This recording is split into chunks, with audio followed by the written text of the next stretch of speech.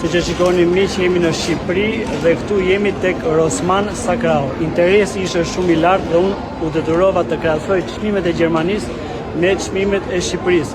Disa produkte arrinin këtu në Shqipëri të ishin deri në 7.000 lekë më shtrenjtë. Çmimi në Shqipëri me ofertë nga 18.250 lekë, 13.065 lekë. Dashi 8.49 në Gjermani.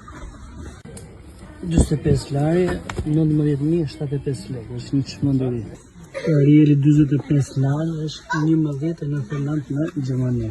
Ariel 19.075 lekë. Kurse Arieli 50 lari është 1.99 në Gjermani.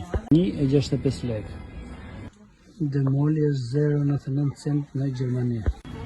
Kjo është një çmenduri Sograni, shive, në Shqipëri 4.900 lekë.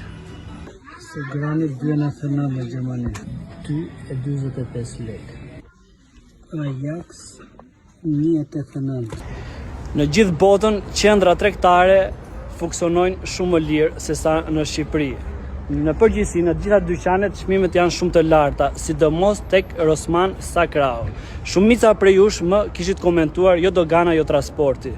Po, në Shqipëri, krau punëtorik është më i lirë dhe taksat janë më të lira dhe normalisht çmimet do t'jenë edhe pak më shtrenjtë, nuk prish punë. Tani është në dorën tuaj, ti bojkotoni.